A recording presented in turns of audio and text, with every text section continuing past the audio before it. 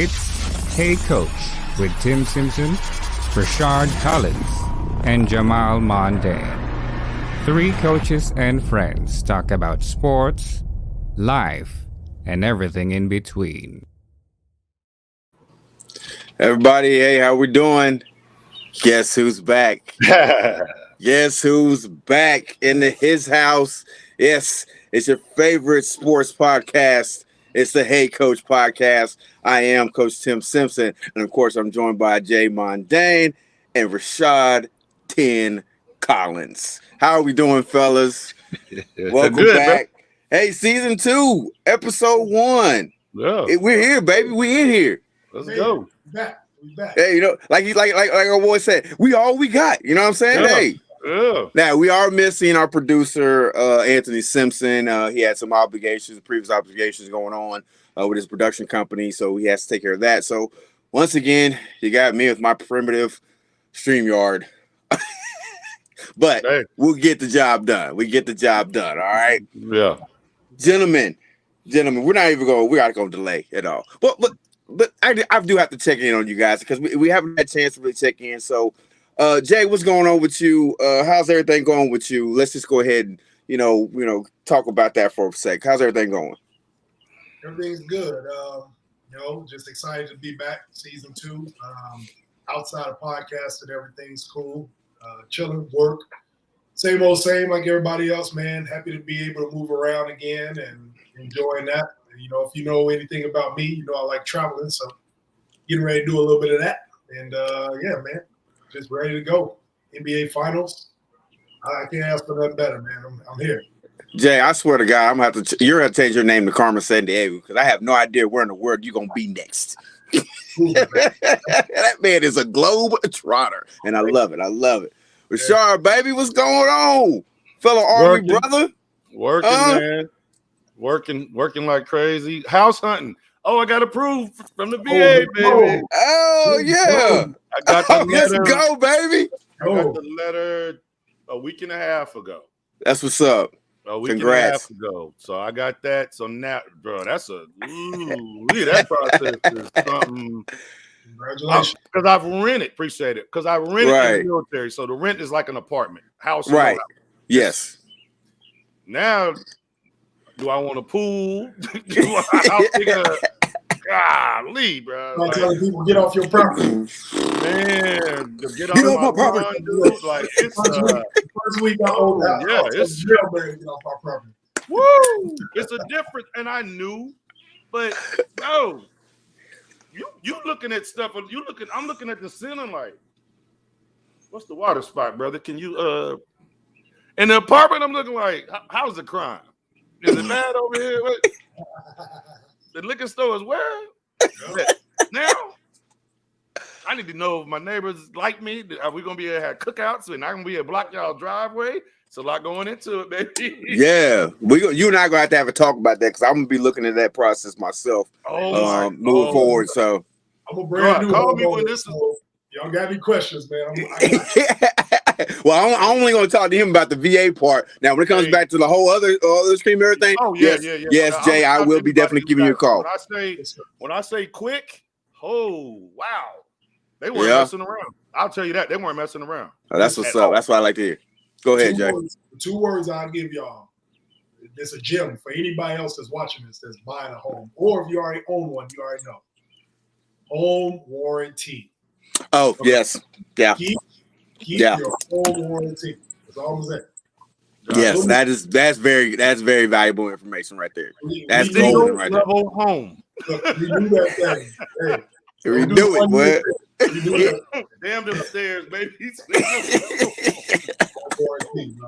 That's free game. Oh my god. Yeah. All right. Okay, guys, gentlemen, we got a show we got to do, man. We can sit here forever and talk, catch up on times, talk about stuff we're gonna be doing in our lives. But we do have a show to do, and this show is a special show because we are on the road to the NBA Finals. We have reached the final leg. We now have our matchup for the NBA Finals. It's going to be the Boston Celtics versus the Golden State Warriors. Gentlemen, let's take it in for a second.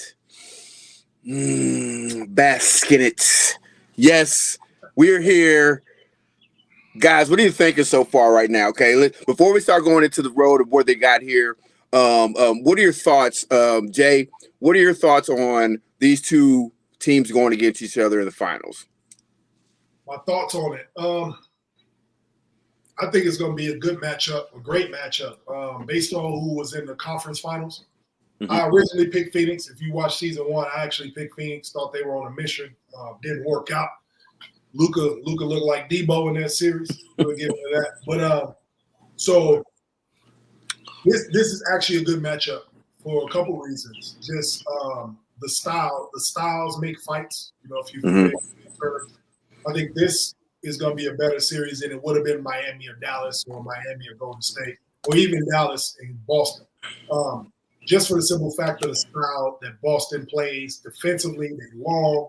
They can get out. They can switch. They can do a bunch of different things. I think they match up with how Golden State likes to move the ball. Well, we got 2 Greg Popovich disciples at coach. A lot of people probably don't even know that. That's a little jewel for you. So I think all in all, I won't get too deep because we got a show to do. But I'll just say styles make fights. So that's why I'm excited for this one. I think this is the best matchup we could have got. Rashard, what do you got, baby? For me, it's one of those with Golden State going through when Klay was hurt for 2 years. Yeah. And they built through the, free agency and the draft, which every team does. So I didn't say nothing earth-shattering.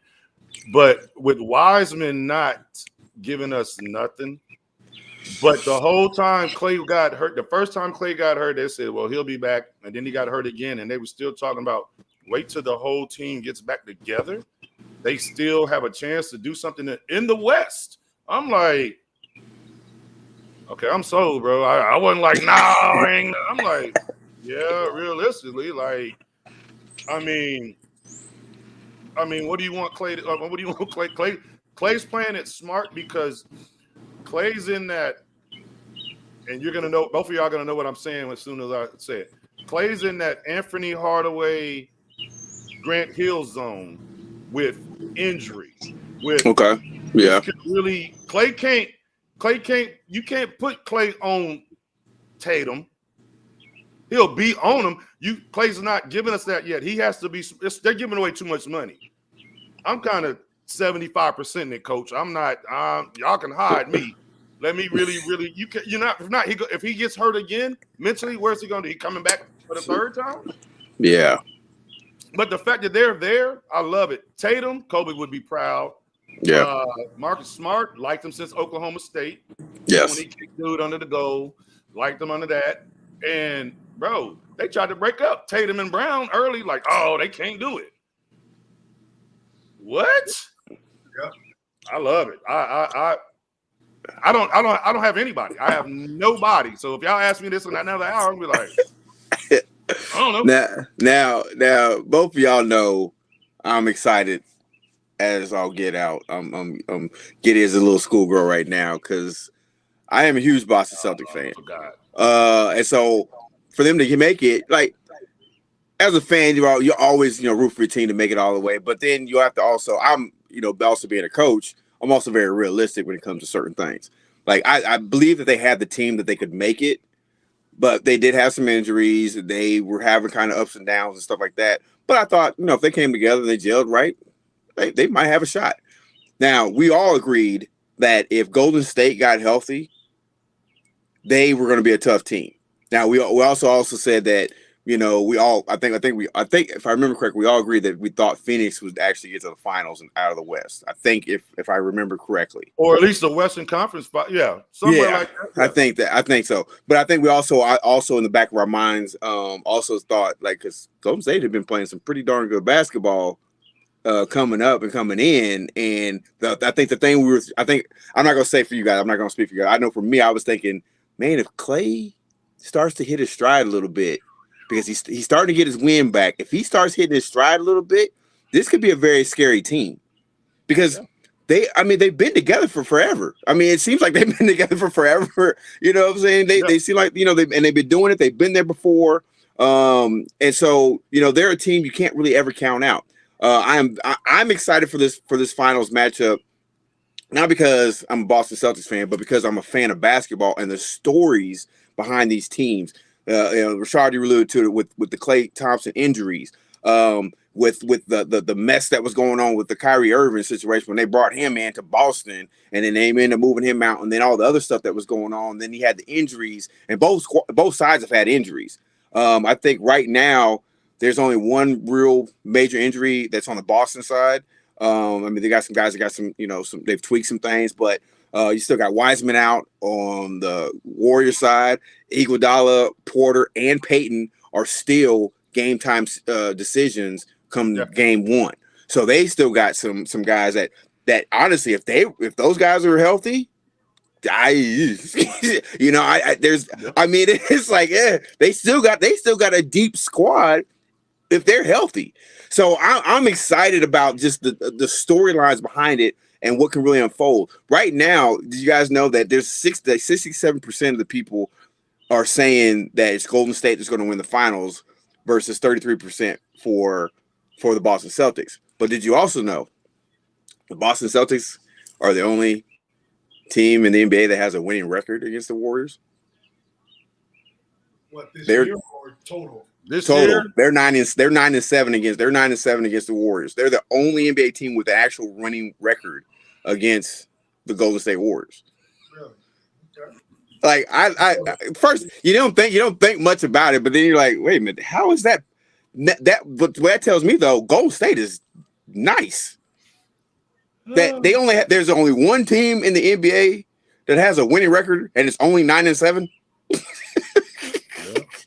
And we're talking about the modern day era of Steph, Klay, Draymond. We're talking about those guys, not the overall like franchise record type stuff.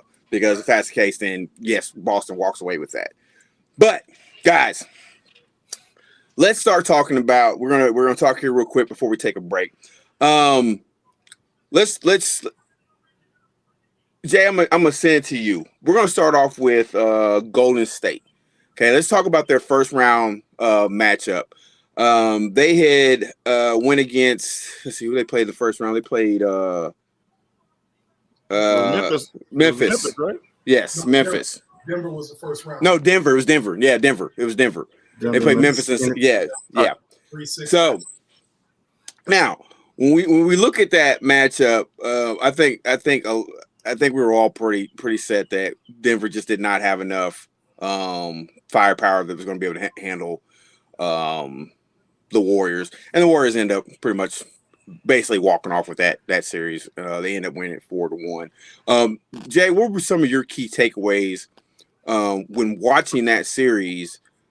As far as let's focus in on the Golden State Warriors, what were some of your key takeaways when watching that series? Focusing on Golden State in that series, what I wanted to see was Jordan Poole. I wanted to see how his first playoff experience was going to be. I was more focused on the new guys. I knew Golden State was going to win the series because Denver didn't have anything but Jokic. So Jamal Murray and Michael Porter Jr. playing have probably been different. Warriors probably still would have won, but I was looking to see how Jordan Poole would respond in situation. Because in the playoffs, it's just situational basketball, right? Yes. So it's a possession game. Half court, the game slows down. So I want to see how he adjusted, how Gary Payton II would adjust, like guys that have been in that position before outside of the big three. Just wanted to see how they would adjust, how Wiggins would adjust, actually playing meaningful basketball, that type of stuff. So I think they responded well. They played pretty good. Obviously, they were on the bottom. But that was the biggest thing I wanted to take away from the first round when it comes to Golden State, is how those young guys or first-time playoff experience guys were going to respond. Okay. Rashad, what about you?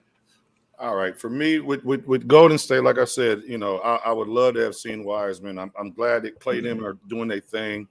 But I like the way that you have a smart basketball team with the three, Klay, Steph, and Draymond. So when you can bring a Poole and the other cats in, and this is what we're doing, this is how nobody, if you really look, man, nobody, and they're like, and I know Miami has nothing to do with it. Don't nobody give a damn how many points somebody on Miami scores. You know, if you look at, you know what I'm saying, but Golden State, bro, they don't, bro. Clay couldn't play for me. All these damn turnovers this boy do, man, boy. Clay would average 8 points fooling with me as a coach. Like, bro, you just do the ball behind your back. The fact that they bring it starts from the top. It starts with and it trickles down, because if you really look, bro, they just bring in. I don't know where Poole went to school in. I watched college basketball. I have no clue. I know where he didn't go to school at. He didn't go to Lexington, and he didn't go to Kentucky. I know where he didn't go. Couldn't tell you where the man went to school. I'm glad you're getting paid, bro. Fam, can we not bring Kentucky into something for once? You said what? Can we not bring Kentucky into something? Bro, you brought Boston into it. I don't know why. By coincidence. I brought Boston into it because they're playing in the finals. I was going to bring up the Clippers. What are you talking about? What are you talking? They're in the finals. Why wouldn't I bring them? They're damn near under 500 going into January, bro. I don't want to hear this. Well, where they at? Where they at? Well, where they at? We was talking about Philly. We was talking about Milwaukee, and we was talking about the damn Bulls. You know what? I'm sorry, but ladies and gentlemen, the thoughts and beliefs of Rashard Collins is in no way necessary to line up with the show or his creators' thoughts and beliefs. I made it 16 minutes. I made it for 16 minutes. Nah, I was like Jay said. Oh God. Was Murray hurt the whole year, or did he play some games? No, he was hurt the whole year. Did he pull the Kawhi whole year? Yeah. And Porter's on that Anthony and Grant Hill level. Yeah. He shows us. I saw when he played the high school, the McDonald's All-American game. Then he gets to Missouri and gets hurt. Hold on. We're not gonna put Michael Porter Jr. on Grant Hill. I'm talking about injury. No. I mean injuries. Like you can only do. Oh no, Grant was. Oh my God. Okay. These guys are 7, 8 times All-Stars, all NBA. I'm talking about injuries, gentlemen. When I say them two people, I'm talking about injuries. Okay. All right. You know what I mean? Like continue. We know. Well, it depends on if you saw Porter in high school games, because he didn't really play at Missouri, so we can't really say we know what Porter can do. Right. That's true. I mean, realistically. That's true. That's unless facts. you saw him play in the McDonald's All-American game and signed with Missouri, and he didn't play. He looked good in the bubble. That was about it. He said look good in the bubble. So yeah. It's one of those. And what would be the story of Golden State if they would have got knocked off by Denver? I think everybody without them two boys we just mentioned. Now, are you breaking Golden State up next year? Are we running the whole? Let's run it back. Golden State is where they thought they were going to be. Now, as a fan, I'm like, are they really going to be able to get to the finals? And they hey, tomorrow they here. Well, I mean, I agree with definitely all that because, like I said, when you look at them, you can never really count out Clay or Steph unless they're hurt. I mean, because their shooting is just otherworldly, and it's hard. It's hard to it's really hard to defend that unless you just have a straight up defender who's a dog that's just going to be up in their faces. You know what I'm saying? Not very many teams have that. However, it's just hard to scheme against that. You know what I'm saying? So you can never really count them out, especially if they're on. And then with the emergence of like Jay mentioned, the emergence of Jordan Poole, I'm like, yeah, like hold up, fam, like really, go ahead, Jay. I know you had your hand up. What's going on? I was gonna say yes to the shooting, but I think it's more than just the shooting, right? So we got other players in the league that can shoot like that. We got Dame Lillard, we got KD, like you got shooters.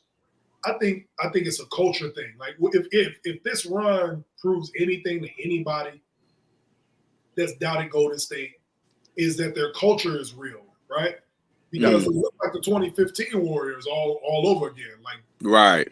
Andrew Wiggins looked like Harrison Barnes 2.0. You know what I'm saying? Oh, don't get me started with this dude, man. Woo. Bro, but this is culture. I think what Steph and Clay do from a leadership standpoint is they buy in. They buy into what Steve Kerr has and Draymond. They all buy in. They was Warren Jackson's players, and then they bought into what Steve Kerr wanted to do and just kind of mesh the two styles. and it trickles down. So now Jordan Poole has to fall in line. Andrew Wiggins has to fall in line with that style of play. That's how they're able to plug in these players and keep the train going. I mean, the shooting helps, obviously, for spacing and for whatever sets they want to run or whatever action. Right. But the culture, because they play defense too. You know what I'm saying? Like a Gary Payton can come in there and he gonna D you up. Like everybody know their role. Steph can fall in line and play his role and lead by example. So I think the shooting is a part of it, but I think the culture as a whole is why Golden State can go to 6 finals in 8 years. To be, hold on a second, Tim. To be a squad like Jay said, to be a squad like Golden State, and I'm gonna go with all the money they're giving for these cats to really role players. 20 years ago, Draymond is not bringing the doggone ball up the court. There's no coaches about to have that. Yeah. But if you really look, Steph, Clay, Poole, the rest of them cats, once they get it, bro, they go. They not ball. They not doing that. Draymond ain't turning that ball over like Clay and Steph. They'll try to go cross court and be like, come on. Yeah. Hey, and for you to turn that ball over and bro, Curry don't make eye contact with none of them cats. It ain't like let him play. It ain't none of that. But for Draymond is a bigger key than I ever thought he would have been coming out of Michigan State. I don't think, because obviously with this conversation, where else could Draymond have been and he would have been Draymond? He didn't try to overdo too much. He was good at Michigan State. He wasn't like, whoa, he wasn't that. He wasn't Michael Beasley out of Michigan State. You know what I'm saying? I think Steve Kerr coming there was the best thing for his career. Draymond was coached very well throughout his basketball career. Yeah. Well, didn't Draymond play? When did Draymond get there? Did he get there before or after Mark Jackson? He got drafted by Jeff. Okay. So I would say because he was doing majority of that when Mark Jackson was there. A lot. Well, not really. I mean, kind of. I think he started towards the end. So when Mark Jackson got there, Iguodala was starting because Iggy came from Denver and he was an all-star in Philly. He came from Denver, and Iggy was starting with Mark Jackson. And Harrison Barnes was coming off the bench. Draymond was a rookie. Steve Kerr come in, and that's when all the small ball happened because they had Festus Ezeli, they had Andrew Bogut, like they had all these other big men. They was playing traditional basketball with Mark Jackson. They just had shooters. Steve Kerr comes in, and Draymond comes from being a role player off the bench to playing major minutes in 2015, contributing. And then they get fast forward to the finals. They see the matchup against LeBron and them. They game 1 and 2 is tied 1-1. And then they make a switch, Kerr switch, and put Andrew Bogut on the bench and start Iggy. So Iggy won finals. That's right. Iggy won finals MVP and only started 4 games. Like that was all Steve Kerr. Like he changed the whole dynamic of Draymond's career. Like trusting him to play make. Did Kerr coach Monte Ellis? No, did Ellis leave when Mark left? No, Monte left the year before because of his contract. So everybody thought Steph was going to be the one because of his ankles. But actually, that just popped in my head. I'm like, Ellis. Okay, he didn't coach Kerr. He left the year before, so Mark Jackson had 1 year without him. Okay, and then Kerr came in 15. Okay. And then TNT, little dirty cells, made that boy call the doggone championship when they won it. Because they like that. The first time they like that game. I'm like, ooh. Yeah, they like that. They like that. All the scheduling. This is I'm going where? Ooh. Yeah. All right, look here, gentlemen. That's a Tony Dungy situation. It is. You run with my squad. All right, gentlemen. We are about 25 minutes into our first segment, so we're going to take a really quick break, and I mean a really quick break, and we're going to be right back with more Hey Coach with Coach Tim Simpson, Jay Mondane, and Rashard Collins.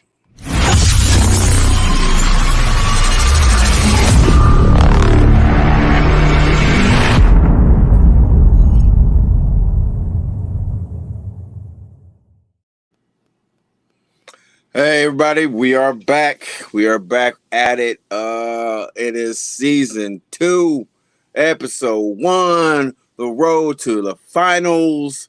I'm Coach Tim Simpson, and of course, I've got my two main men with me, Rashard Collins, Jay Mondane. Gentlemen, how we doing after that first segment? Oh, I like it, man. It's like riding a bike. I know. I'm missing our production manager, the show manager, producer, Iron Man extraordinaire, Tony Starks, Anthony Simpson.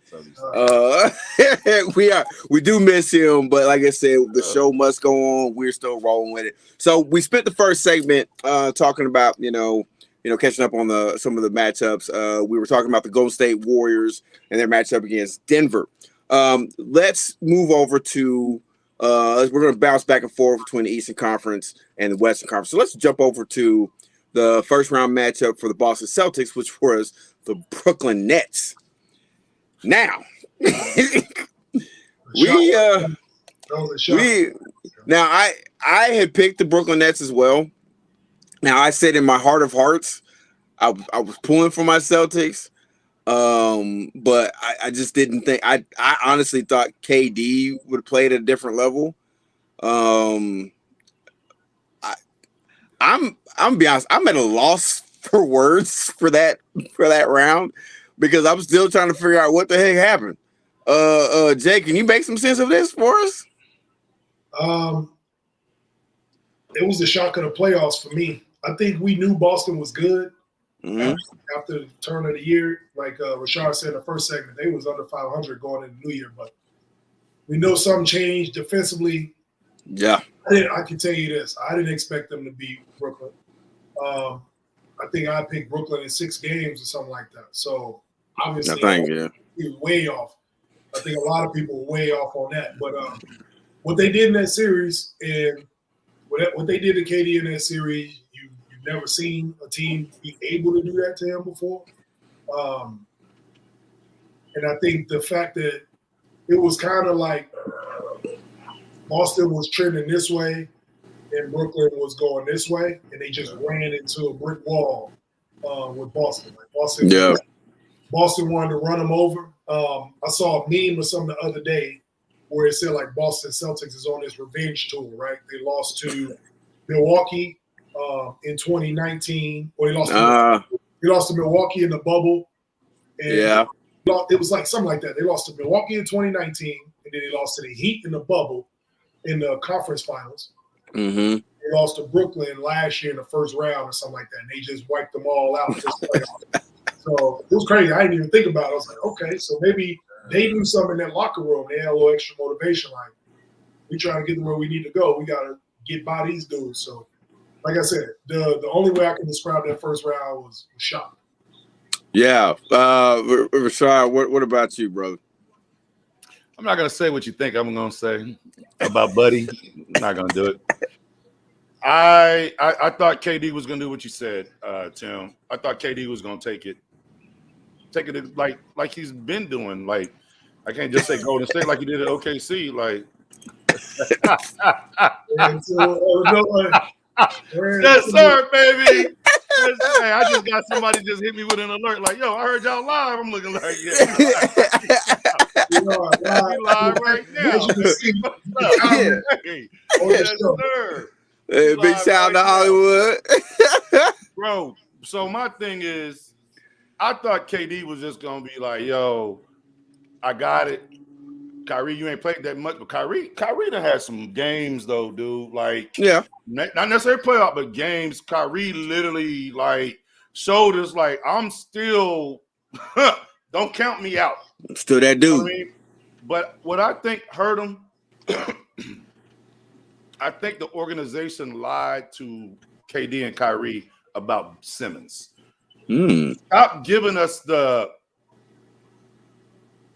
phantom injury. Was it a back? What is it? So-and-so? What's going on? I heard it probably ended up the back, but I'm like, oh man, if this dude can just come back and just play D and shoot a couple of layups, I'm like, oh, okay, we own it. I'm like, they good. Yeah, Rashard, before I just want to say what. Hold on. Wait, let me tell you something Stephen A said.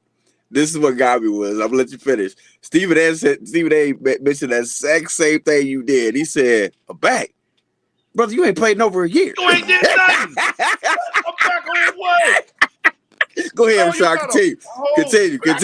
I just had to say that. I just had to say that because Stephen A. said that. He's like, you ain't played in a year? You ain't coming out no Hummer. You ain't coming out no boy. That boy, they said a back injury. I'm like, wow. The NFL, the Spurs used to be on the same thing. All of a sudden, Manu out. I watched the whole game on TNT last night. Manu played. What do you mean he out? 3 to 5 days. Like, we need to blame Pop for that load management. We're going back to the subject. Bro, I just think I'm gonna switch up. I think these cats are soft, bro. These cats ain't got no damn heart, man. These brothers just, man, Ben messed them up.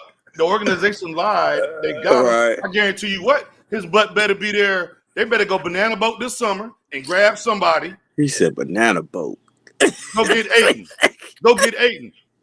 Phoenix ain't gonna pay him. Go get Ayton. Or send Ayton to Dallas. Go get him. Bro, you got to go banana boat. Bro, Ben, they need to all get together. Kyrie, KD, and Ben, bro, you have to get together and have a talk, man. Go to I'm not being funny when I say breakfast. Bro, go talk. Y'all, you can't. I'm doing my thing. I'm doing mine. Oh, mandatory show up is here, and we taking team pictures and all this bull. Bro, y'all don't get that together? Phony. So, hey, Rashard, can I ask you a question? You're the next Sacramento Kings. Go ahead. So let me ask you a question, Rashard. So what do you think about the Boston?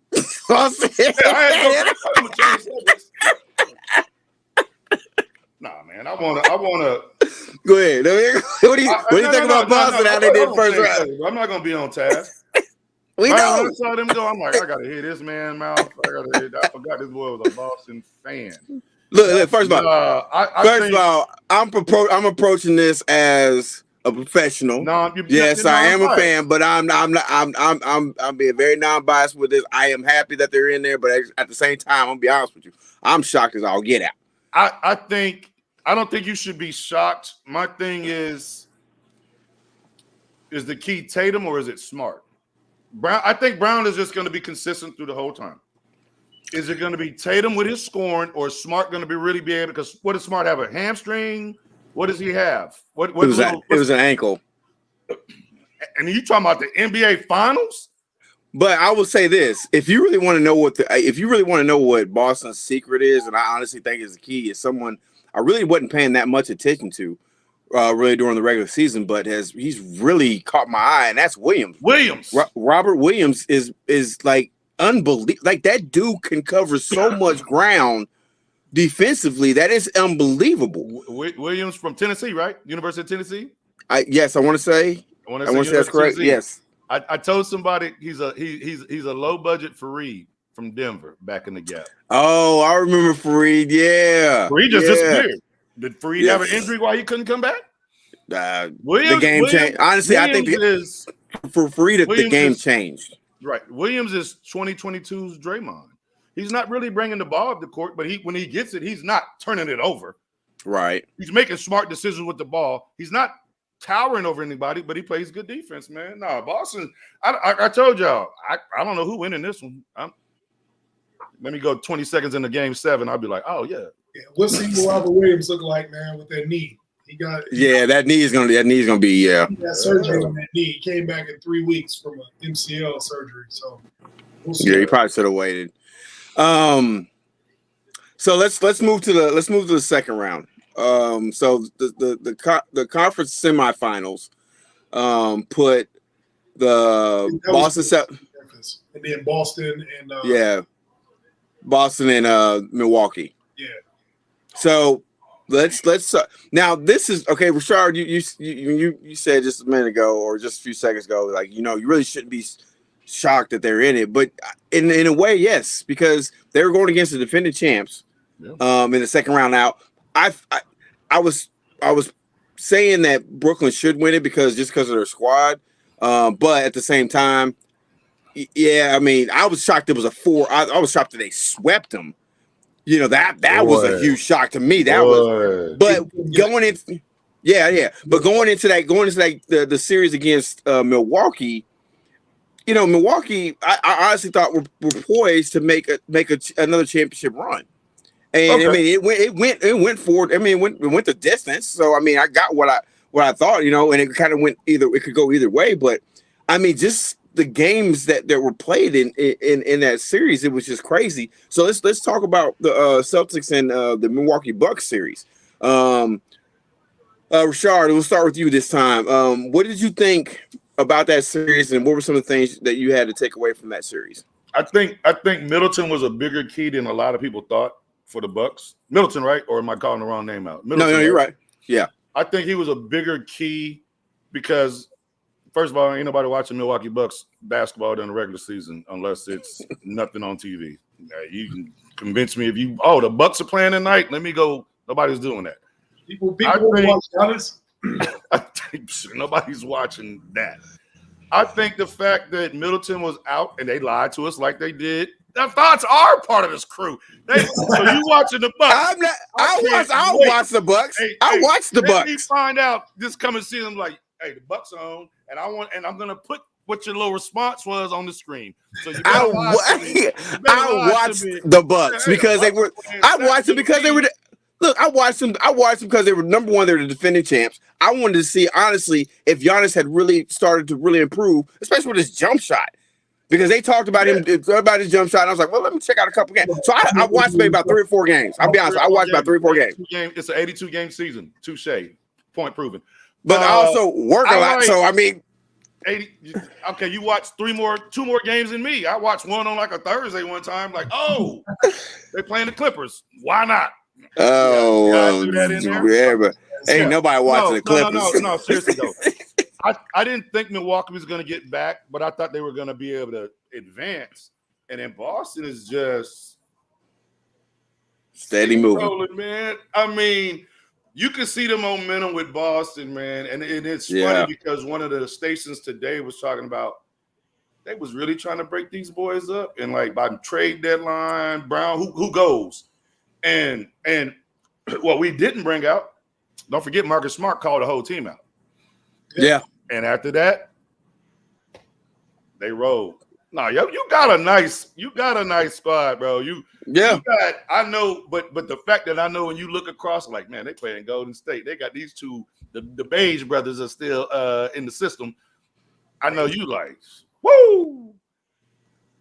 I can't imagine. I wish we was watching this. I wish we was watching it together tomorrow. I can't imagine your nerves. But you know what? That's a great point. That's a very great point you bring up. But it's like one of those things where you look at it, every single, with the exception of the Brooklyn Nets series, which was, I think, was an anomaly, them going 4-0, sweeping that series.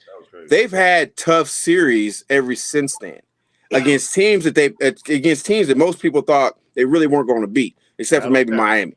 You know what I'm saying? So therefore, you know, when a lot of people sit there, and some people were sitting there talking about, well, you know, I think the Bucks will probably win that game. Even though I thought, you know, with that team, I thought Boston was still a better team overall. Yeah. You know, it's one of those things like, well, you can't really count the Bucks because what did they do last season? Everybody counted them out. They didn't really, you know, they think that people didn't think they had the team to make it, and Giannis willed them. Well, he almost did it again, and again in that series. But then they found a way to win. Look, I got receipts. I had Boston in 7. So anybody can look on Facebook and see what I had. I had them in 7. Now, I didn't think they was going to have to win back-to-back. I mean, I didn't think they were going to go down 3-2. So that showed me everything I needed to see about the Boston Celtics. Being down 3-2, going back to Milwaukee. Getting away. Them say, nah, we going back to Boston for Game 7. And Boston, then they blow them out in Game 7. Like Boston's I saw team is in that series. If that first round I say I was shocked, that second round series I was enlightened, confirmed. I was like, all right, the Celtics are for real, bro. The Celtics are very for real, and they came out. I mean, you got rid of Kyrie, you got rid of Kemba, and nobody was tripping, man. And that whole Brad Stevens carried them until he switched out. Bro, they got a squad, man. They got like and I know people don't want to hear it. Boston is back, bro. But Boston ain't going nowhere. No, where they going? You know what's crazy? I saw this earlier too. So how that team is constructed, the Boston team. Right. All that was from that Brooklyn Nets trade in 2013. They got KG, Yep. Paul Pierce. They got all them picks. Yep. So that 2013 first round pick they got, that was Jaylen Brown. The 2014 pick they got, that was Tatum. Yep. They got the Marcus Smart pick out of that too. Got a bunch of picks. Yep. Danny Ainge got fleeced the Brooklyn Nets, gave him a 48-year-old KG, and 10 years later, 9 years. Hey, to piggyback off what you just said, if y'all ever notice whenever we see people giving up first round, this round, and we're locked into the current basketball, but like it's not that good to me. Like nobody's gonna give a damn who that person is 3, 4, 5 years ago, and that's how the teams kind of stretch it out where you ain't looking at the next dude 2 years from now, the cat coming out of Duke. We're gonna push this down, right? Mm-hmm. That's amazing. I've never paid attention to Jay just said it. That Boston completely did it. And another thing, point me out if I'm wrong. With Mark, with what Smart did by calling his team out, how many teams go on to do and get to a final? NFL, NBA. You don't see nobody in baseball going off. How many times have you ever just seen a team do? I ain't talking about Jordan because you look like you was about to say Michael. No. Get out of here. If you look at it, though, really, like, and nobody. I just thought Brown would shut down, but like, you can't tell me nothing. I know Rozier looking like, what the hell? I was on that squad. Well, I would say this. You hit a crossroads and you want to win or not. We've been doing it this way for this long. Right. It needs to be said. And Marcus Smart he is the longest tenured Celtic on the roster. Yeah. It's his team. It is his team. So he can say what he needs to say. And I would fall in line. I would agree with what Jay had said earlier about the Golden State Warriors.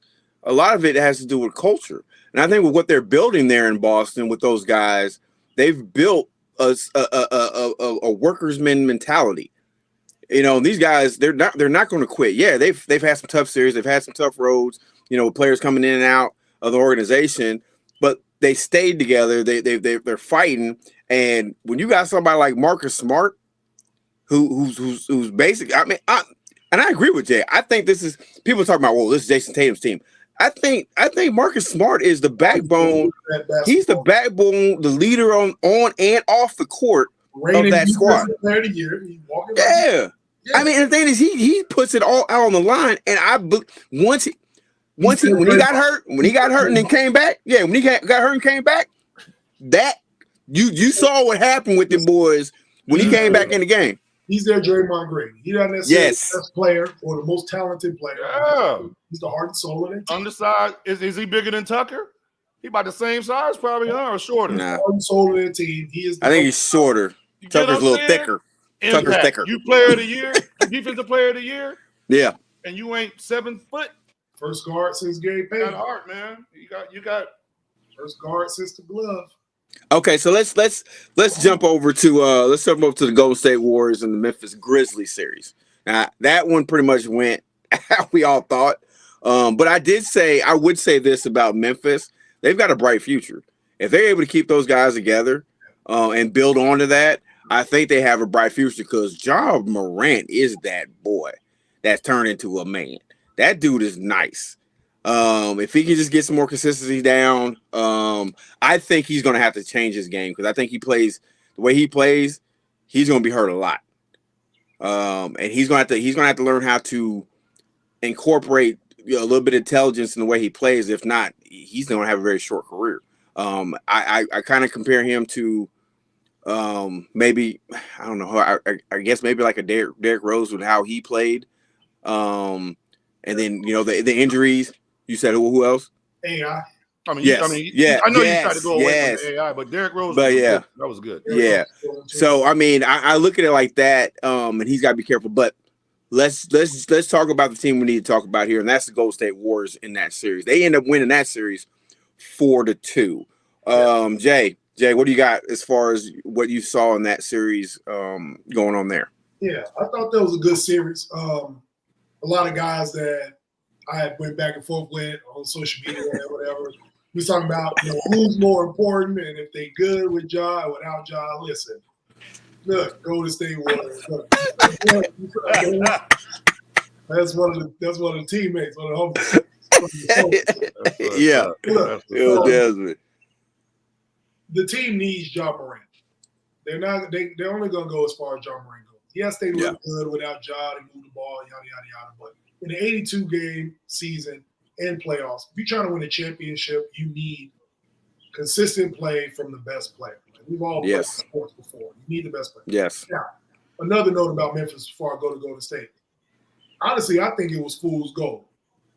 A lot of people are gonna be like, "Oh, they built the last, and they gonna do this next year." To me, they look like the Portland Trailblazers from a couple years ago. Remember Portland went to the That's a good comparison. Good comparison. Run with and CJ, Dame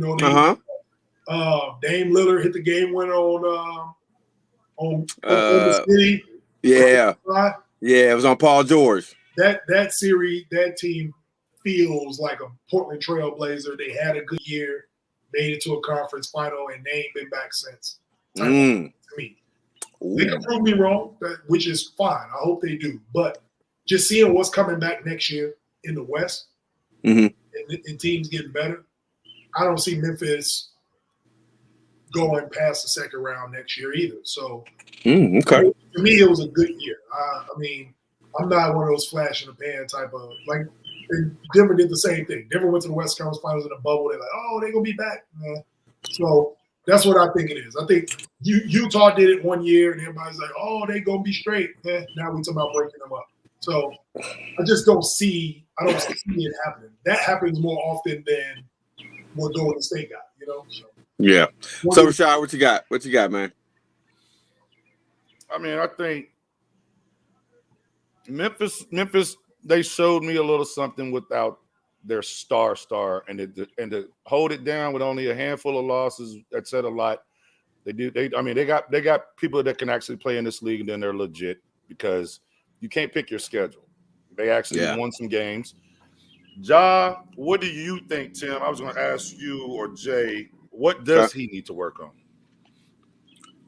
You said he's smart, but does he need to work on a jumper? Not try to yes. I already know we need to work on. Definitely he's got to work on his jumper. I also would think he needs to work a little bit better on his decision making when it comes to pick and roll, when to attack, when to really make the pass, hitting guys in their spots or in the pocket and stuff like that. But like I said, when I think he needs to work on stuff, he needs to be very careful because, like I said, I saw him take so many hits. Going to the basket, and he was creating some great highlights and everything. But when I think about the type of player he is, he could have a serious longevity that a lot of players like him never did get. Because you think about, like I said, I mentioned Derrick Rose. Yeah. I mean, look at him now. I mean, he was a former shell of himself. Now he's kind of played himself because he's changed his game. And he's played himself, into a little better position as far as that goes. But yeah, like I said, he's definitely got to work on the consistency with his jump shot and decision making come off pick and roll. Jay, what do you got as far as Ja Morant? He's a streaky shooter. We got a lot of streaky shooters in the league that stay in the league forever. LeBron is a streaky shooter in year 25, whatever year. So, 38. That can work. What he needs to work on, his decision making needs to be a better decision maker. He needs to work on, I was going to say ball handling as well. Good call, baby. Good call. Especially when you got shooters, you definitely need to work on your ball handling, create more space for yourself. Yes. And he needs to gain weight. Ja Morant. That's what I was just about to say. Eat a sandwich, Ja. Eat a sandwich.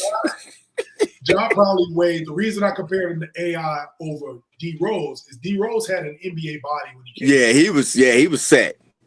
Ja Morant looked like AI where he's athletic, but if we saw Ja walking down the street, he probably weighed 160. Yeah. Yeah. He built like an 8th grade boy. Yeah, that's what I'm saying. He weighed like 160 pounds, 170. Like I graduated high school at 168, 165. I was 165, brother. Oh no! Wait a minute. We're not gonna skip over that. That man said he looked like an 8th grade boy. Like an 8th grade boy. Like these boxers, Yeah. let's really change. Like when you and I know I'm about to change for like 5 seconds. When we watch boxing and they be like 5'9", 142. I know it's weight classes, I know, but like, hold on, man. He will beat his god. He has a middleweight body. He's got. He said a middleweight body. Woo. Anyways, go ahead. 80. You got to build your body up.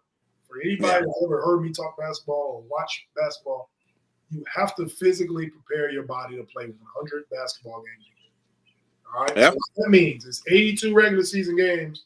You got to win 16 playoff games to win a championship. Just if you have that number in your head, I'm physically building my body up to play 100 games, which means you got to lift throughout the season as well. Yes. Your body's strong. I think he needs to get to that point. This is common. He's still young. He's going into his 4th year, so he's still young, figuring it out. He got to another level of the playoffs. He understands the physicality of the playoffs now. You understand? You ain't gonna get the whistle like you was getting a whistle in the regular season game in November. The game changes. The competition ramps up. So I think he needs to get in the gym, put on about 10, 15 pounds of muscle. You don't got to do it. You don't got to come back looking swole. But if he puts on 5 to 8 pounds of muscle and keep it on throughout the season, if he can maintain it, his speed won't go away. His jump shot won't go away because he won't be mental. You know what I'm saying? Super heavy. He won't be super heavy. That's why I asked y'all. They won't be super heavy. I think for the Golden State take, for them to go against young legs was my takeaway from that series. Yeah. Okay. Yep. You get what I'm saying? Like I might not be the best dude, but I'm running past Draymond, Clay hurt, Steph. We already know that your checks ain't got nothing to do with defensive player of the year. If not, you probably get a $50,000 bonus every game if you come on that damn list. But my thing was, young legs, let me really see is somebody gonna take Golden State's heart away, and they survived that thing, man. Yeah, and I know that was hurtful for Ja to sit there and watch that. But my whole comment was gonna be, he needs to get in the weight room and he needs to get a jumper, and like my boy just said, ball handling. Like that's easy. Well, we don't need to work on your dunks. You ain't need to do none of that. We all see. I think he's good on that. Work on your game. They giving money away, bro. Yeah, they're throwing money away to these cats that end up not good to us. Yeah, I agree with that. Now, I agree with especially that last point you made, Rashard, about the young legs. It was great to be able to see Golden State be able to survive something, because them dudes. I mean, it's not like they weren't playing, but I mean, they were a little bit behind the 8 ball with the injuries that they had.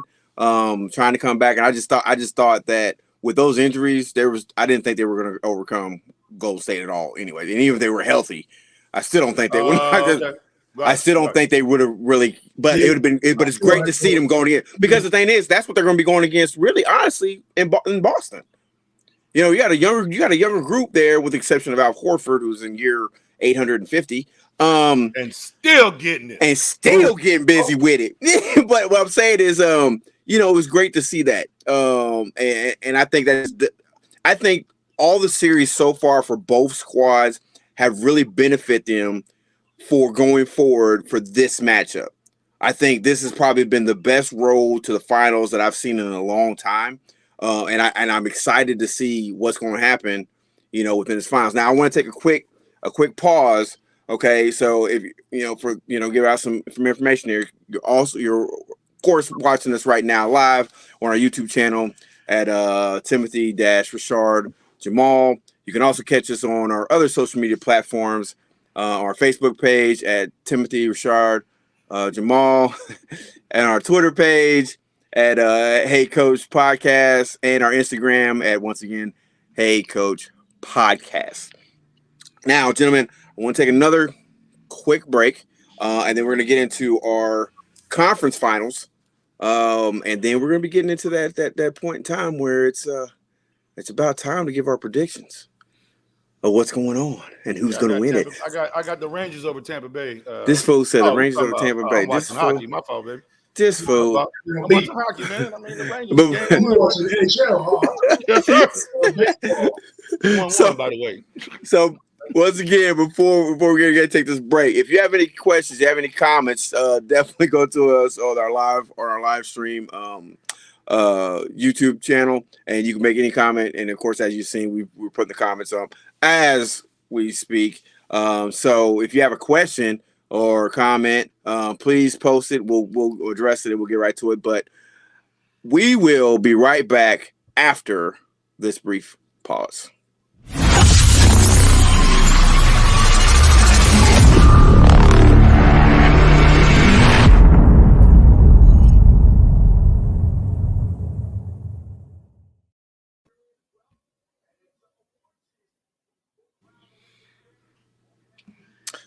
Gentlemen, how we doing? Not exactly sure what was going on there. Yeah. But y'all we're playing musical chairs around here. Little 3-car Monty right there. Hit those switch rule. Oh, look at that. Oh no, why is it doing this? Okay, here we go. We're good. All right.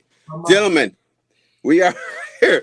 We've gotten into it. We have talked about the first round matchups, the second round matchups, as far as the NBA, the road to the NBA finals, with the semifinals, conference semifinals. Now let's get into the conference finals. Okay. Now this conference finals was it was so I don't even know how to explain it. Number one, if we talk about the Warriors and Mavericks matchup, I honestly thought it would have been a better matchup. I mean, when I say better matchup, I thought it might have been, maybe a 4-2. I didn't really think it was going to go the distance, because I honestly thought Golden State was a much better team, and I think they were at that point in time they really, really, really were starting to play really well. But I just didn't think it was going to be like that.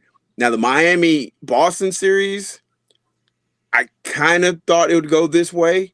Once I seen the matchups, but it really wasn't I don't know how to explain it. Like the game 7 was a great game 7.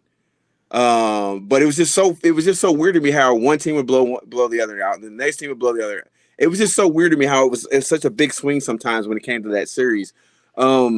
Jay, how do you feel about the Miami Boston series? I thought it was a great series. I actually had Boston at 6 in that series.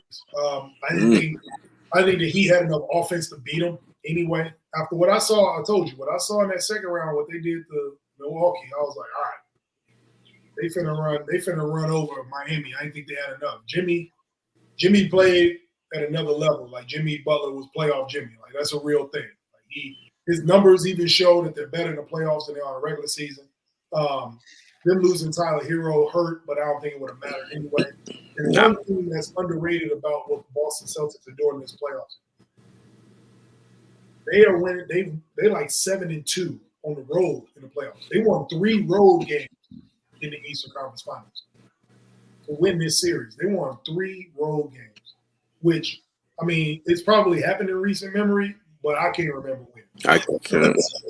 In a 7-game series, for them to win 3 road games to win it all, to beat the number 1 seed, I mean, they just every series they just keep showing you more and more what they can do. Like we talked about earlier, the Brooklyn series, you just shocked they beat KD. KD didn't even get a win. The second round, you think Giannis is Giannis. He just gonna overpower them. Giannis couldn't overpower him like Al Horford. Said something about Al Horford mama or something. Al Horford went off on him one game in Milwaukee, dunking on him, punching him in the face, screaming at him. You got a check. I loved it. Loved every minute of it. Oh my God. We beat them, and then they go to Miami 3 times in the game 7 and win. And a couple of them games was convincing wins. So they just been showing a lot. So what I got out of that final, the Eastern Conference Final Series is just that, I mean, they going through the toughest road to get to the finals, and they doing it on the road. They're young, I was impressed after this series. I got a question for both of y'all, and we're gonna hit it with Rashard. Rashard, we're gonna borrow a page out of your book. Okay, we're gonna borrow a page out of your book. My question to you, gentlemen. Okay, my question: where does Jimmy Butler rank? Do you have him in your top 20, your top 10, your top 15, top 5? where does he really rank? Because if you look at his career as a whole, okay, he has a pretty good career. I think. Where do you think he ranks in your guys' mind in the NBA right now, as far as regular season playoffs? And then my second question is, how sick do you think the Philadelphia 76ers are giving up that dude? No.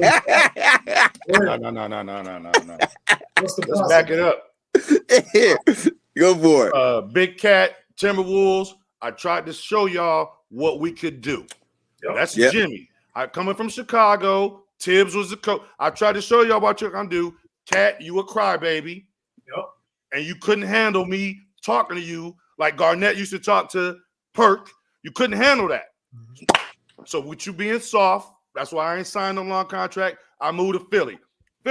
We got Ben Simmons non-shooting ass. We got doggone Embiid coming off injury. You overpaid Tobias out of the Clippers. Talk that talk. Listen to me, and we're gonna roll. Yeah. Out of the Clippers. You got in your feelings. Mm-hmm. Jimmy didn't try to take over Philly. He tried to be like, yo, let me show y'all.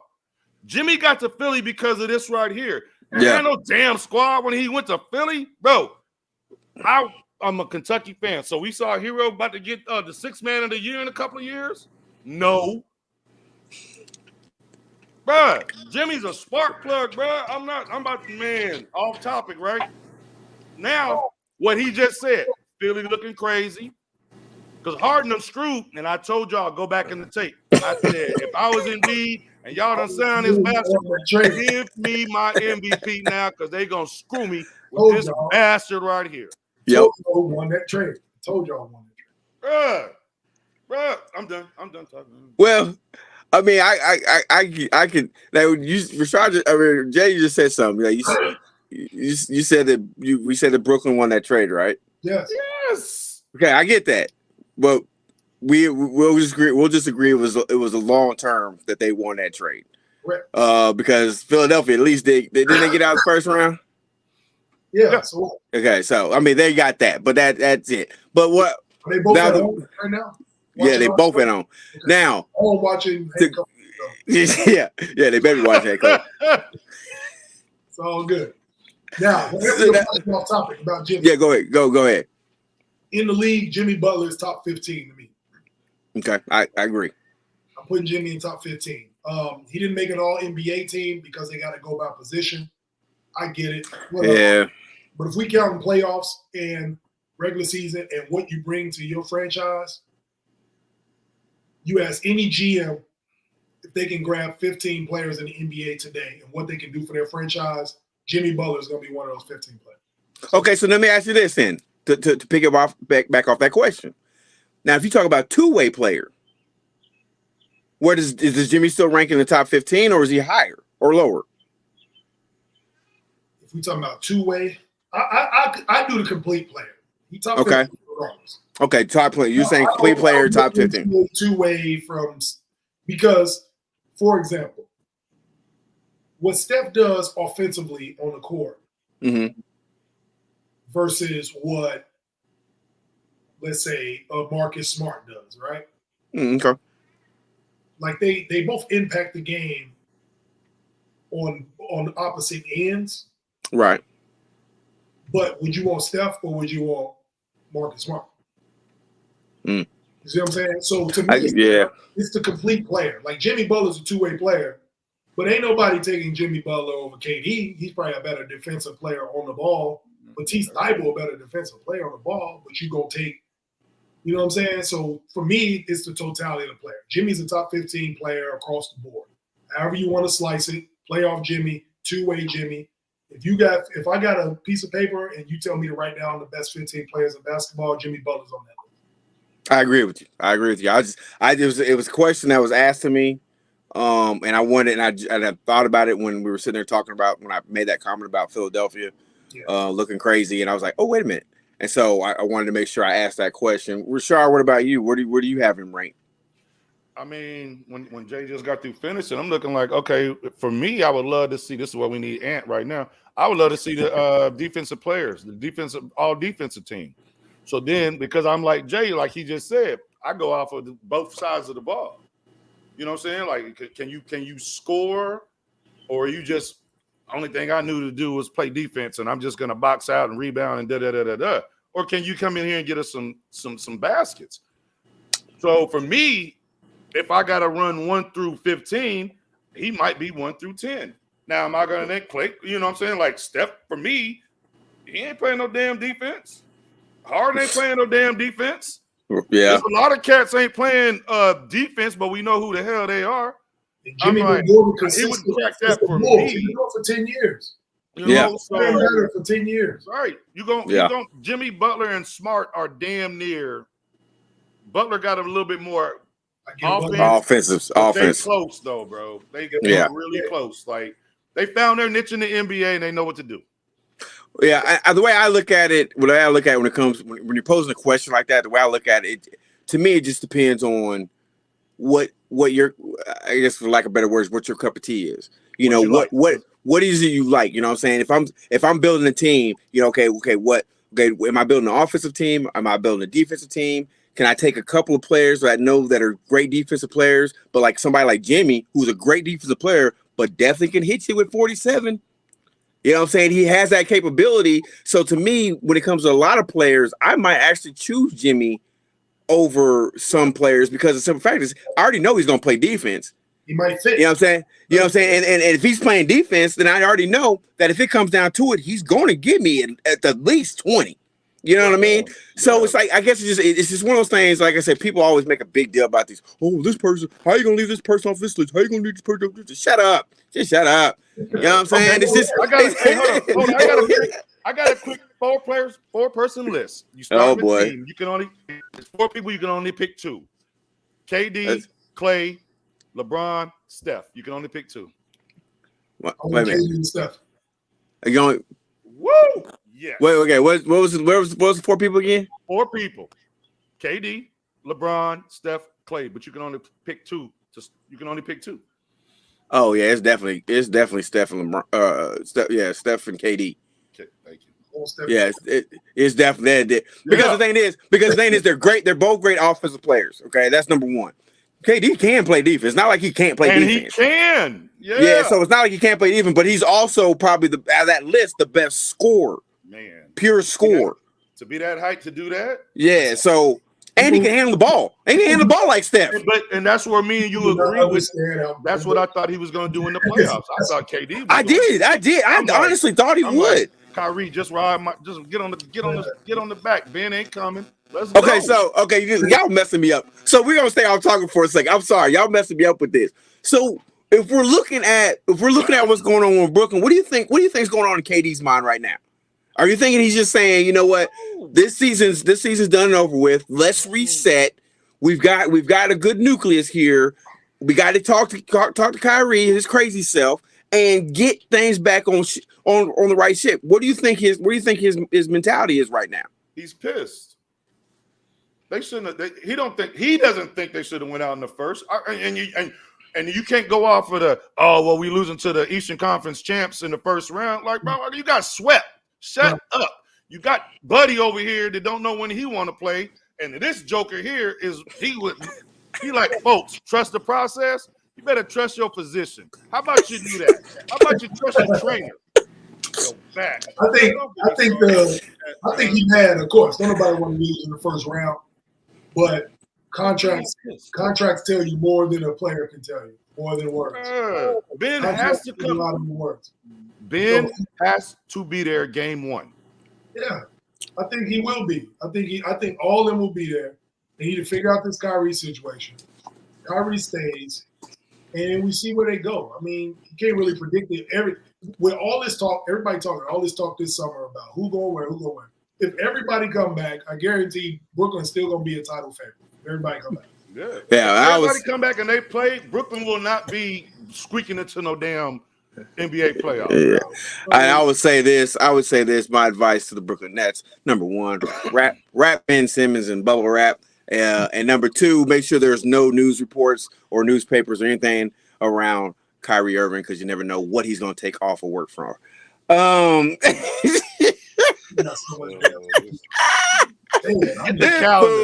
Get the calendar. Hey, Kyrie might celebrate something. It's National Kickball Day. Like, oh, you ain't coming to the game. Hey, we about to go play hacky sack, baby. Oh, National Kickball Day. I got this. Hey, man, this fool, man. Like, look, I don't know. Like I said, I like Kyrie. I think he's a phenomenal. I think he's a phenomenal player.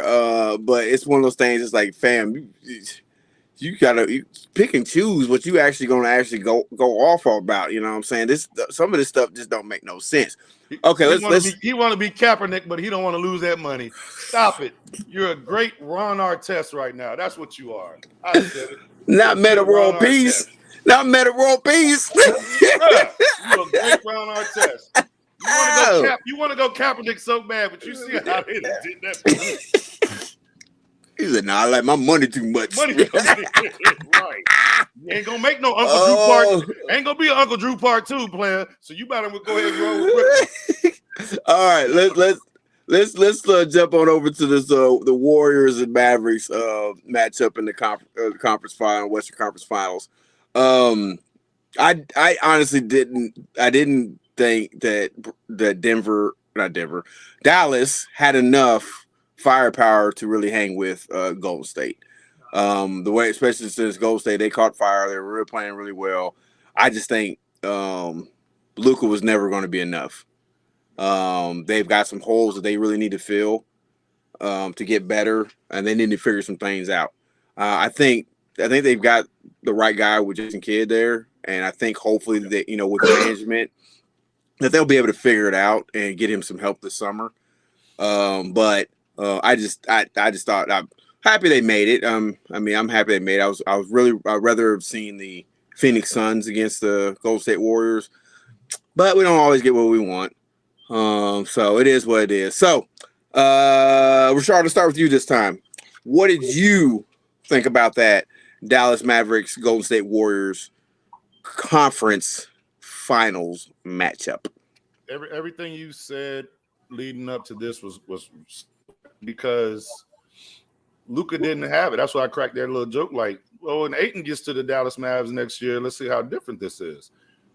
Luka was out there by himself, just like he was out there by himself with Porzingis. We all thought Porzingis was going to be. Leave Wiggins alone. Come on, Disco. Leave Wiggins alone, man. Leave Wiggins. You're right. We're not giving. Allow me to. Hey, this is my boy here in Houston, man. We from the crib. He live 15 minutes away from me. Where his comments go, we might have to get him on the show. He's right, though. He's right. Yes. First of all, he's a Pistons fan, so we're not. You're a Clippers fan. Whoa. It's my time right now. Hey, his little ass is typing right now, too. It's gonna come up. Oh, man. I think I saw it. Who am I talking about? Golden State? Yes. Luka. Yeah, Luka. Luka, he really needs help. I thought Porzingis was going to be his help. And that experiment didn't work out. All right. Well, yeah. The way they exposed, and I know we're talking about Golden State, but the way they exposed Chris Paul when Luka was mandatory switching, yeah. Oh, that was ugly. Silly. Yeah, Luka needs. Does he need a shooter or does he need a big? He needs both. So that's well. I mean, when I look at it, you had Hardaway, who's a tremendous shooter, but he was hurt. Jalen Brunson is a great shooter. Kleba and was it Bertans? Yeah. They've got some great shooters around him. I think they definitely need another big. Someone who can not necessarily just be like a ball dominant, post player, but somebody who's going to be, maybe get that nitty gritty dude on defense that's really going to do something. So would it be a Rudy Gobert? That would be phenomenal. Or would you go with Ayton?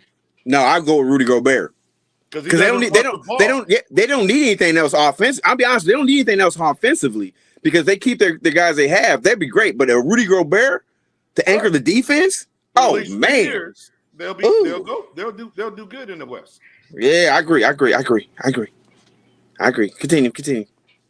No, man. But Golden State, bro. Golden State, like I said, I've changed my thought because I was gonna say, to me, I think Boston had the hardest road to this. But when you start naming situations, I'm like, because these squads was bringing it to Golden State, man, and they done weathered the storm, man. I told some I really wanted Chris Paul to go to the finals, and on the low, I wanted Philly to go because I live in Houston, and I wanted these bastards to watch two people that was on your damn squad. And y'all gave up on these boys, and these boys are about to meet in the finals. That's the only reason why I wanted it. I mean, what does Golden State do with Wiseman if they don't win it this year? What do you do with them? I barely saw any games at Memphis, so I don't know Wiseman's potential or anything. Jay? Just ice it on the cake if you come back if they win it. You got a young 23-year-old to back up Kevon Looney. Hey, man, that boy, my boy said Wiggins, and I get it. Wiggins did way more than I thought he was going to do. Yeah. Wiggins is earning his check, man. He was never in a position to take a spot. Right. He just knows his place, if that makes any sense. Like, he wasn't coming in like, I'm better than Clay. I'm better than Draymond. He had to humble himself. He was the number one pick. You thought that was your team. You had success in Minnesota. You come to Golden State. It's like, if you can't make this work, right. In the league is like, if you can't make this work, it ain't gonna work nowhere. You know what I'm saying? That's that. But when it comes to that series, I got a couple things out of this series. One, the role players showed that they can play. Like, if you was ever wondering about Golden State's role player, I mean, Kevon Looney averaged like 15 rebounds in this series. He gave you everything you could ask for from Kevon Looney. Wiggins had big games. People had questions about it. Wiggins can play on a big stage. He answered those. Right. People questioned if Clay was healthy. Yeah, I think he answered those questions in that series. On the Dallas side, though, Luka looks like a young LeBron to me. And I say this in the sense that he needs shooting around him. He's the guy, but he needs shooting. It's like confusing. You don't know what he needs, but you know he needs something.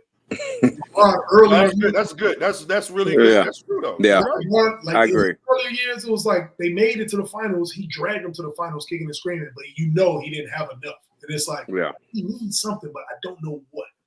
Right. And not to say he need to go take his talent somewhere else, you know what I'm saying, or do the decision. Because I think they got a good position where they at. But he needs shooting around him. He needs to relinquish some of that ball. His usage rate is way too high. His usage is way too damn high. He needs to give the ball up, but he got to trust when he get a ball up, something good will happen. Something good is going to happen. That's something he got to work with over the summer. He got to know something good is going to happen if he get a ball up. And he needs a rim protector. The reason Kevon Looney averaged 15 rebounds on them is because they have nobody to stop him from getting 15 rebounds a game.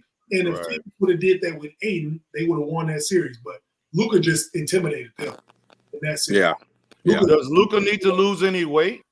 100%. That goes without saying. Like, he needs to lose what? He got hookahs and beer. Like, he you know what I mean? No more than 10 though, right? No more than 10 pounds? You don't know the hookah and beer diet. The thing with him is everybody say he needs to lose weight. Yes. The only time I think you need to lose weight is if injuries get in your way. So like James Harden. If James now you spot on. Now you rolling with Jamal. Ain't just James Harden needs to lose weight because it hinders him because of injury. He also needs to stop going to the strip club so much. Look. 3 cheeseburgers at a stripper pole, right? We coined that phrase from season 1. So, but see, let me just show you the hate from home. I mentioned Rudy Gobert and Ayton, and he get on here like, "You right, Jamal, big man." It's all good. We're a team. It's all good. I'm about to take this boy. Look, he picking up the whole bunch. Yeah, man, come on. Everybody's saying Luka needs feelings, to man. lose weight. I'm in my feelings. You always in your feelings.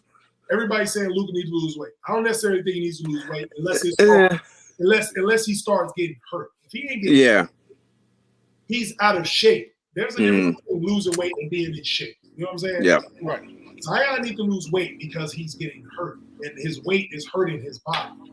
He needs to lose weight. Shaq didn't need to lose no weight. Shaq needed to be in shape. Shaq was pounds, but he wasn't getting hurt because he was big. So there's a difference. Yes. Luka needs to get in shape. He can play at 6'7", 250 and be a bully, but he needs to get in shape. That's all. Yes. He needs to lose no weight. Cardio. You're right. You know what I'm saying? There's a difference. A lot of people mistake losing weight with getting in shape. Some players just need to be in basketball shape. Some players need to lose weight so they don't hurt themselves. That's the difference. Now, I would say, by the way, anyway, because Dallas deserved to be there because I wanted Phoenix to win. So yeah. Well, I would say, like, you know, especially when it came to that, what I saw was my biggest takeaway was Andrew Wiggins. I mean, he finally played up to the potential that everybody thought that he actually could be. And the thing is that what I think what Golden State and Steve Kerr and that organization did such a great job when it came to him is they never asked him to do a whole lot. They just developed him. And I think they did a wonderful. I think Steve Kerr and that coaching staff and organization they did such a wonderful job with him because he was always that one player that I liked him because of course the University of Kansas, and of course I followed him out of there. I mean, he's definitely better than Kentucky. And I followed him out of there. I probably got two people in the NBA right now. Let you tell it. But current Kansas players. Danny Manning ain't walking through that joint, bro. How many of the Kentucky players are sitting at home right now, and how many are actually in the finals? They might be in Cancun. Yeah, I'm just saying. I'm just saying. But anyways, I think they did a wonderful job with what they've done with him.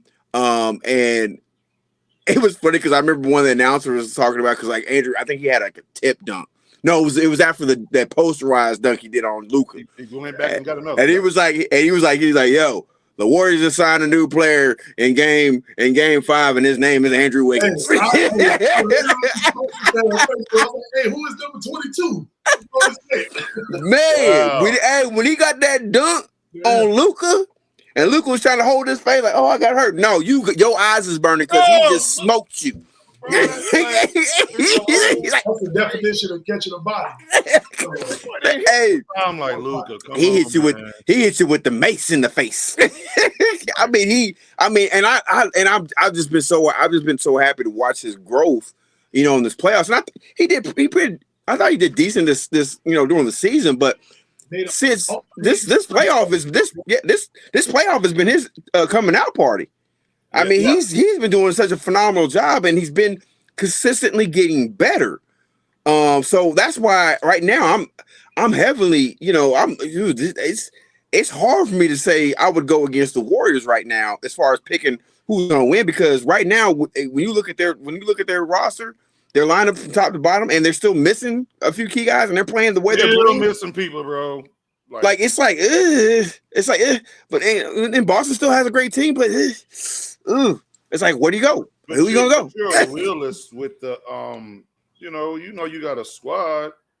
You a realist though, bro. Like, yeah, they got some dogs over there. Jay said earlier, like, look at the cats that are missing. Like, this boy ain't played this dude, and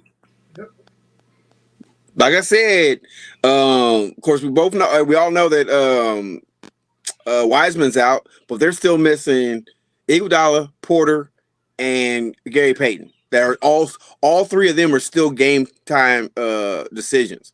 Now you can imagine putting those three to go along with what you already have right now and how they're rolling, and all those dudes have to really come in and say, "Hey, we just need," because Gary Payton the second, he's a defender. Now he can knock down some shots. Right, you're not worried about his rhythm and shooting. You're worried about his he can. But he's a defender. He's a defender, true and true. He's like his daddy. You know what I'm saying?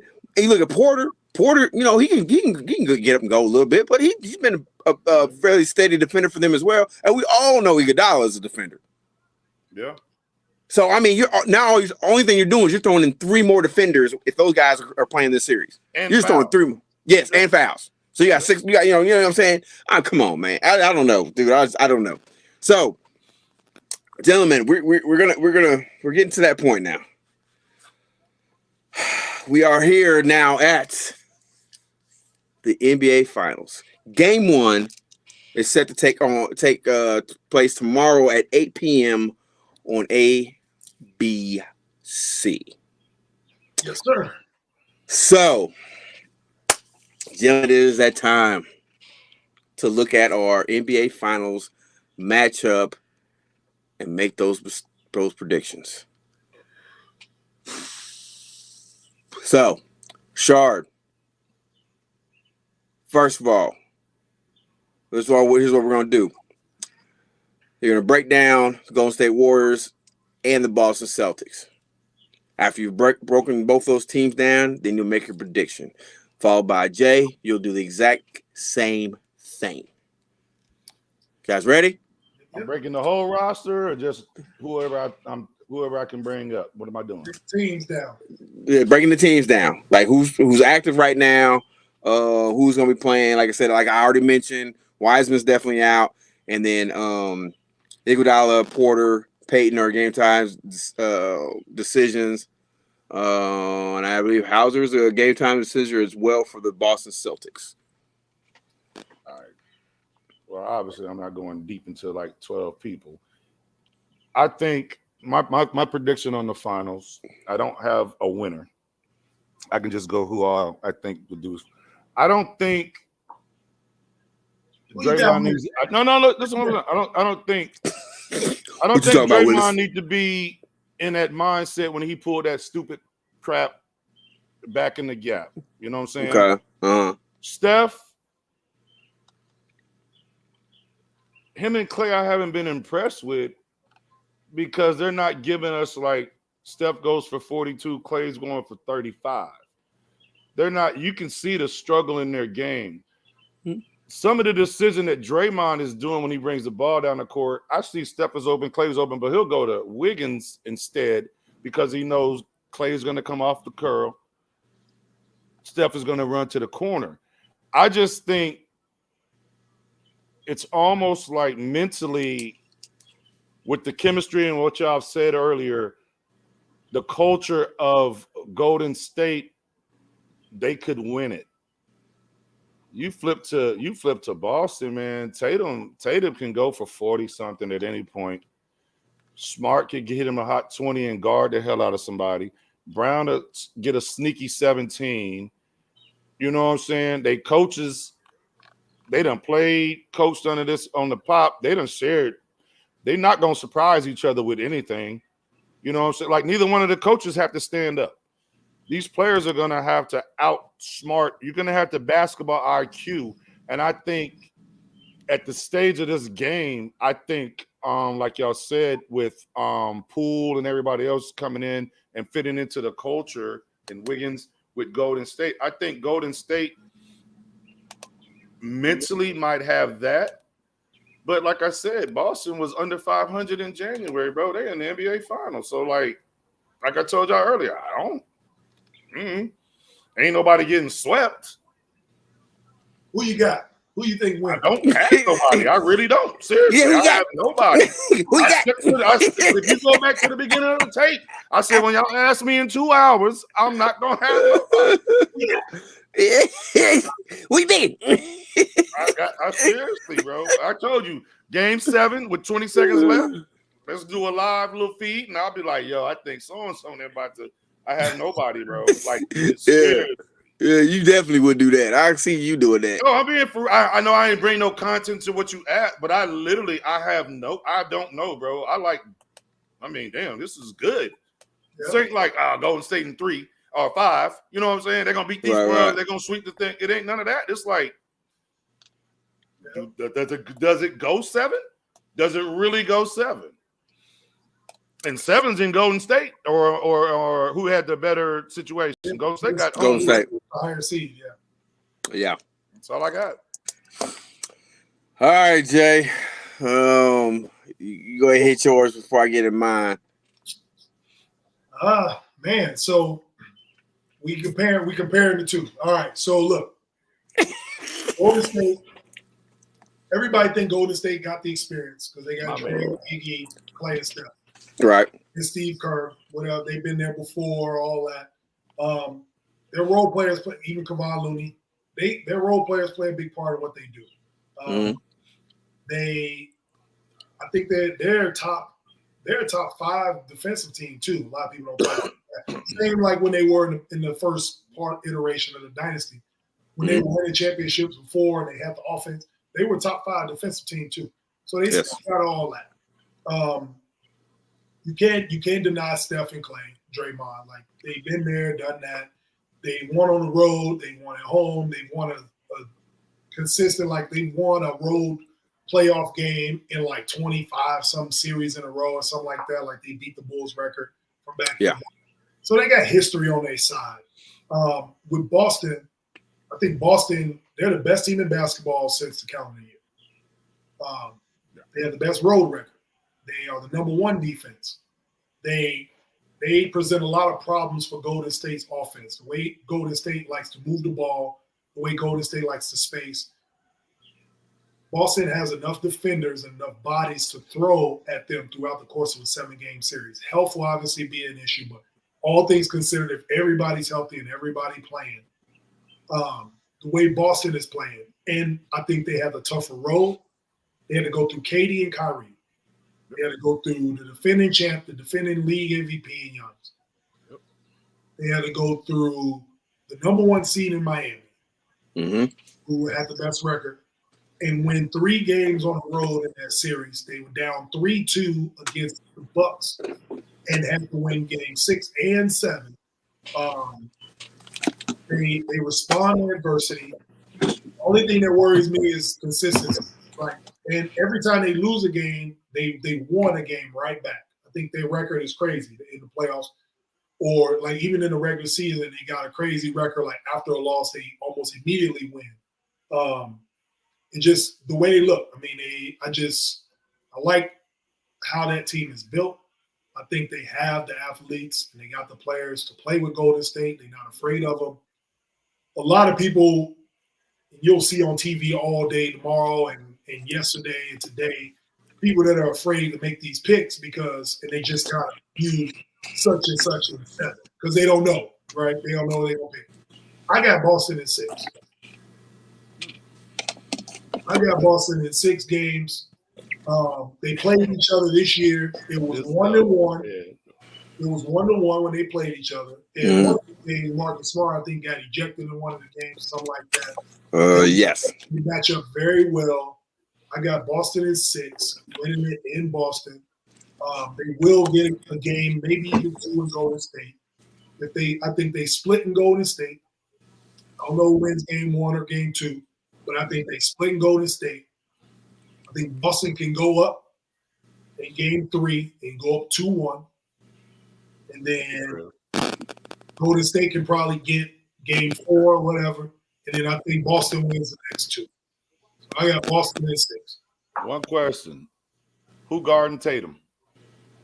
They're going to put Wiggins on him. They're going to throw a bunch of different bodies on him. But they'll start Wiggins on him if they're smart. They'll start Wiggins on him. But that's what I'm saying. On the defensive end, Tatum play both ends of the ball. So now you can put Smart on Clay or Steph, and then you can put Jaylen Brown on Steph or Clay. So he going to have different looks every game. You got Robert Williams who rim protect. You got Al Horford who can switch and guard anybody. They don't want to leave him on an island. But it don't matter if he playing up on somebody. You got Robert Williams behind you as the anchor, right? So they defense, and they can score with anybody. So it ain't like Golden State up 120 and Boston can't give you 120 right back. Yep. So with all that being said, I got the C's in 6. Tatum gonna look like KD shooting over anybody that's gonna switch on him. I had nothing to add. Hey, that boy growing up. Watch. Man. Hey, you see him all NBA? First team All NBA, JT, Watch. and he ain't go to Kentucky. You know where he went. Oh man, here we go with this. He from the Midwest though. I mean, we can't roll with that. All three we can't roll with that. He from the Midwest. Oh man, I love y'all to death, man. Look, let me tell you. Okay, so Rashard, you got. Oh yeah, you didn't even pick anybody. No, I didn't. No, I told you. Yeah, Clippers going the distance. Right, we lost our chance in the bubble. He said Kawhi Leonard's going to pitch a no hitter. He making New Balance commercials, baby. That's what we doing. He making New Balance commercials. Okay, so yo, I'm telling you, man, this is probably the most excited I've been to see a finals.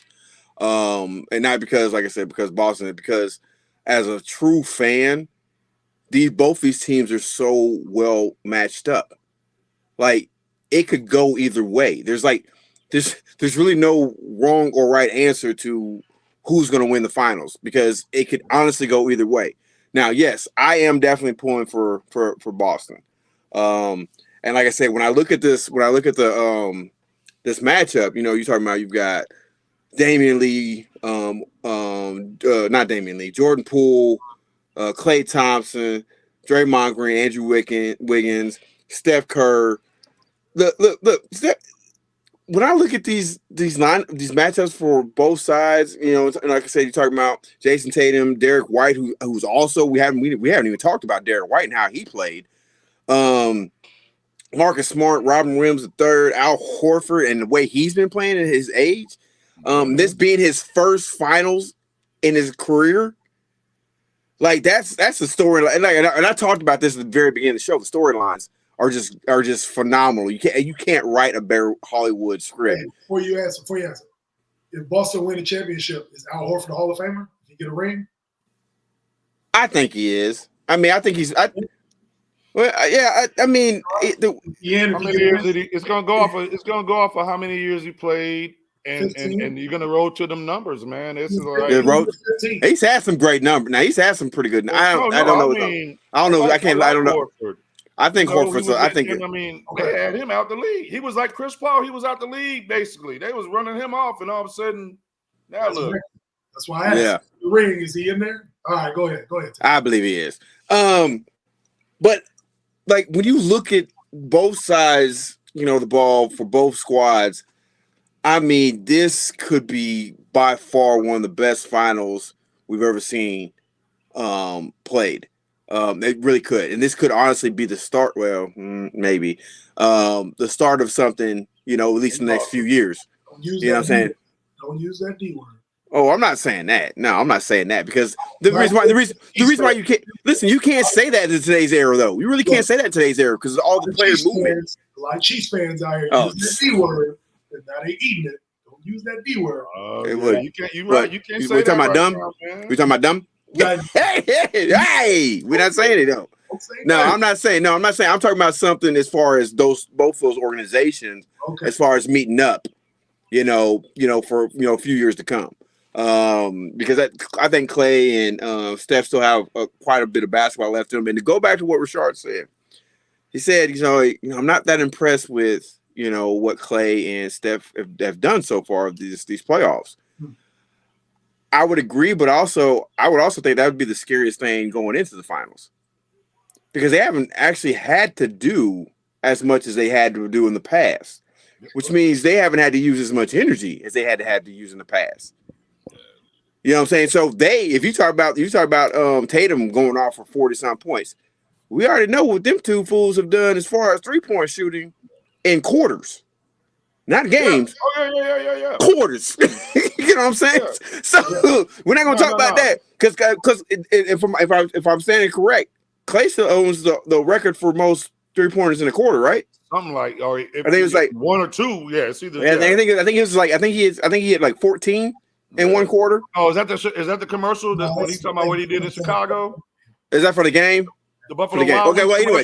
Yeah, anyway, for the game, anyways, still 14. 14. You know what I'm saying? That's NBA 2K numbers right there. I've hit 16. You know, just a shout out to 2K. If y'all want to sponsor the show, no, my players Buffalo hit. Wild Wings. Yeah, Buffalo Wild Wings. I've hit 16. You know, new era. You know what I'm saying? We the people. Anyways, but no, I mean, this is probably, like I said, I'm excited for this finals. Now I'm going with Boston in 6. It's just one of those things. I honestly think it could go 7. It has that capability of doing it. It's dangerous for Boston if it goes 7 because you're going back to but you're going back to San Francisco. Yeah. So I wouldn't want it to go 7 if I'm Boston. But it has the capability of doing that. So like I said, I'm going with Boston. That's my pick. A little bit because I'm a huge Boston Celtics fan. But when I look at some of these matchups, I still think well, one matchup is going to be key. It's going to be really critical, and that's going to be Robert Williams and Draymond. Well, they got to guard each other at one point. They probably at one point, but you know what I'm saying, because they're starting Looney right now, aren't they? Yeah. Okay, so he'll probably start off on maybe Williams, but I don't want to go again. I don't want to go against my Celtics. It's hard not to go against. It's hard to go against Golden State Warriors, but like I said, I think it's going to be a great finals. And I think we're gonna all get what we've all deserved, and that's some great basketball. I think leading up to it, it's been pretty good. Gentlemen, we're at that time. You know, like they used to say, now it's time to say goodbye to all my company. Ain't what they said. Comedy jam. You can say that right now. That ain't what you want me to go ahead and say goodbye. That ain't what they said. We ain't syndicated yet, so I ain't going that far yet. we ain't got picked up by networks. I ain't going that far yet. But guys, it's sponsored by this fool thumped on the OE cap up. Hey, Rashad, do me a favor. We get sued. That means they're watching us. Yeah, Rashad, do me a favor. Okay, do me a favor. You mute me. You about to mute me? No. I'm not. Delete my camera. No, I'm not. I'm not doing none of that. I'm just gonna ask you to do me one favor.